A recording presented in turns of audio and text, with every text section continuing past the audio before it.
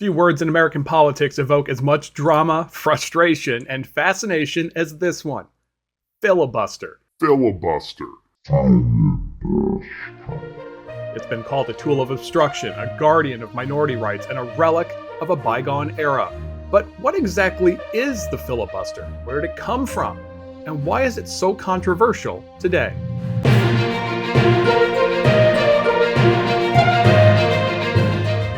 Hi everyone, thanks for joining us on the channel once again.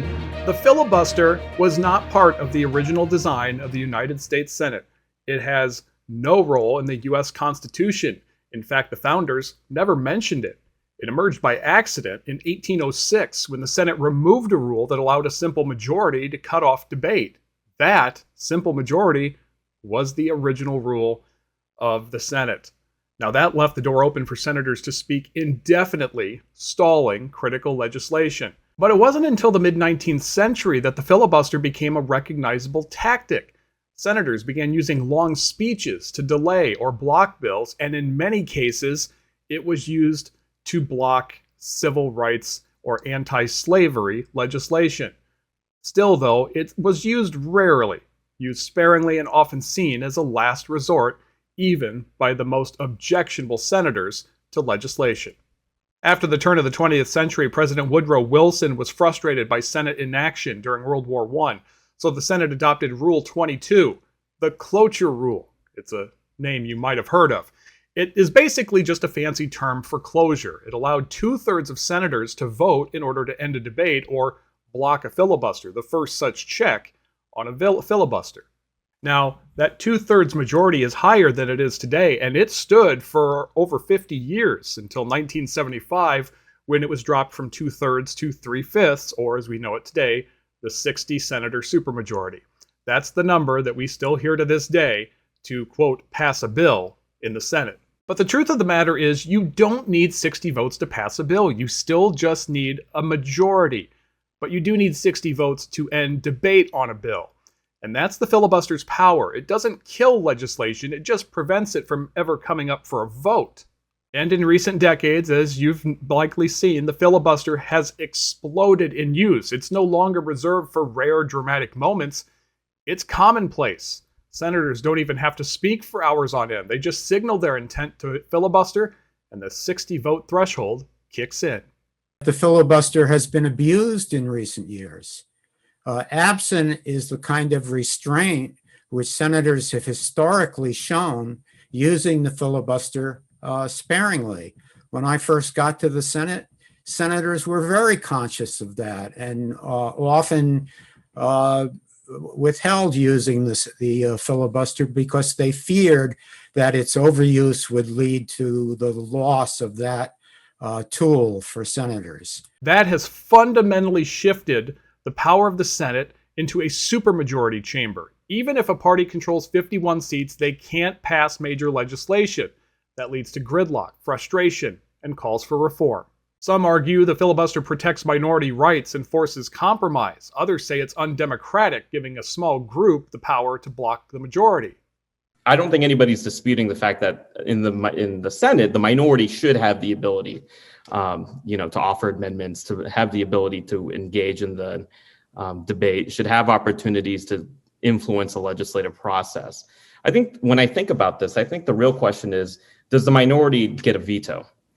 Because essentially that's the way it's sort of shaping up. Not every Senate action is subject to it. Budget bills can pass with a simple majority through a process called reconciliation. That's how major tax cuts and parts of the Affordable Care Act managed to pass. Well, actually, it was Democrats who got rid of the filibuster in both of those areas, and many of them live to regret it. The inclusion of reconciliation in the Budget Act, for example, which was written by Robert Byrd, came to be, one of probably his greatest regret. And in recent years, the Senate has chipped away at the filibuster for nominations. In 2013, Democrats eliminated it for executive branch and lower court nominees. And then in 2017, Republicans did the same for Supreme Court nominees. Now, all judicial and executive appointments can be confirmed with just 51 votes. This has been a disaster for Democrats, President Trump was able to place 231 lifetime federal judges on the bench without any, basically any involvement or consultation with Democrats, including 3 Supreme Court justices, 2 of whom probably would not have been confirmed had the filibuster still been in place. So what would it take to eliminate the filibuster entirely? Just a simple majority vote, in fact, if the majority is willing to change the Senate rules. That's often referred to as the nuclear option. It's dramatic, controversial, and politically risky because no party ever stays in power in the Senate or any other part of federal government.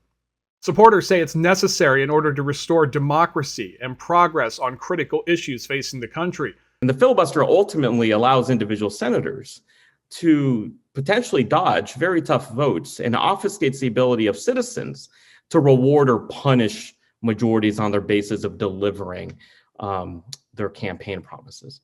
House members are accountable to constituents within their districts. Senators are accountable to a statewide constituency.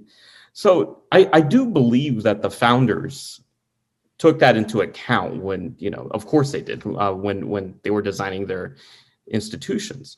I don't think that the founders thought that 41 senators should have a veto in the process as a way of sort of jacking up transaction costs.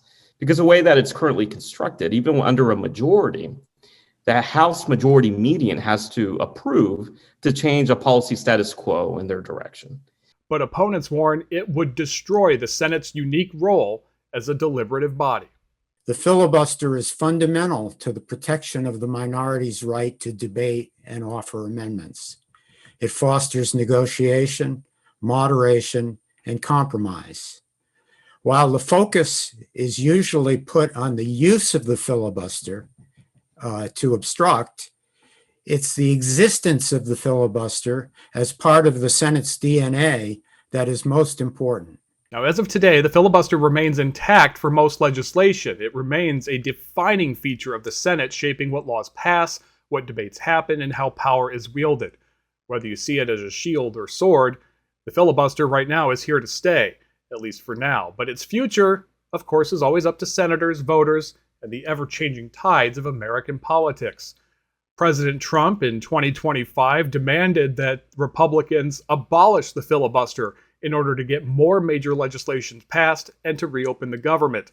So far, it is a resounding no from Republicans who know if they lose power in 2026, Democrats could use the lack of a filibuster to reverse or enact their own legislation that they deem critical to the country. So what do you think? Do you think the filibuster has got to go, or do you think that it is impeding critical work that Americans need Congress to do? Let us know what you think in the comment section below, and please subscribe to the channel as we continue to make more videos. Thanks for watching.